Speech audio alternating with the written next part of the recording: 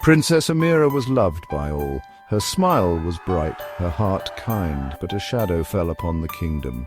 A wicked fairy, angered by a forgotten promise, cursed the land, the curse eternal sleep for all, including the king and queen. Only the magical rose, hidden far away, could break the spell.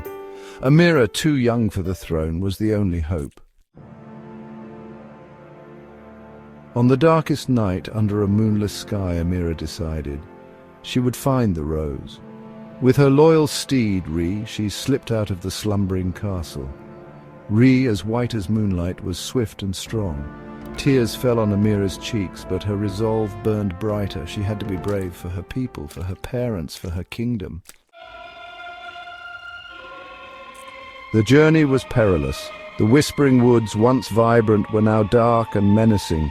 Giant trees clawed at the sky, their branches like skeletal fingers. Strange creatures, disturbed by the curse, lurked in the shadows.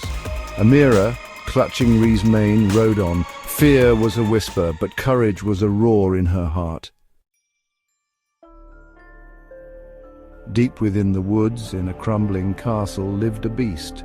Hideous and fearsome, he was said to devour anyone who dared approach. But Amira, guided by an ancient prophecy, sought his help. The beast, with eyes that held a surprising sadness, listened to her tale. "I too am cursed, princess," he rumbled. "Help me break my curse, and I will help you find the rose." Section 5. The Maze of Thorns. The first trial was a maze of thorns. Twisting, turning, it seemed endless. The thorns were sharp, poisonous, guarding the path. But Amira, remembering her people's plight, refused to give up. With every prick, she whispered a prayer for her kingdom. Using her wits, she followed the moonlight, for only in darkness do shadows truly guide. Finally she emerged, wounded but victorious. Section 6. The Dragon's Riddle. Atop a mountain of skulls lived a fearsome dragon. It guarded the next piece of the map to the rose. The dragon, with eyes like molten gold, challenged Amira.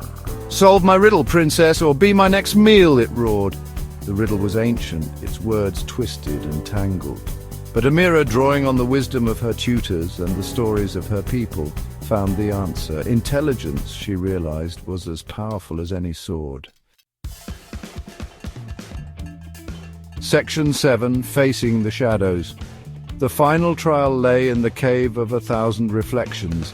Here the witch who cursed the kingdom had trapped the deepest fears of countless souls. Amira, entering the cave, was confronted by her own reflection, twisted and magnified into her greatest fear. Doubt, despair, loneliness, they whispered, trying to break her spirit. But Amira, remembering the love for her people, for the prince, found strength.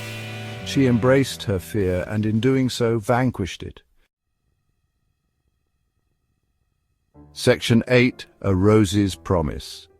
Finally, Amira stood before the magical rose. It bloomed in a hidden glade, its petals shimmering with 1,000 colors. As she reached for it, the beast, transformed back into a handsome prince, appeared. His curse, broken by her kindness and courage, was lifted.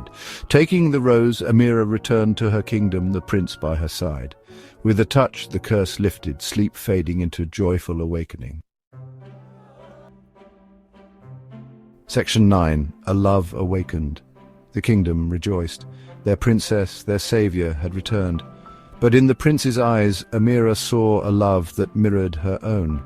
They had faced darkness together, and from that darkness love had blossomed.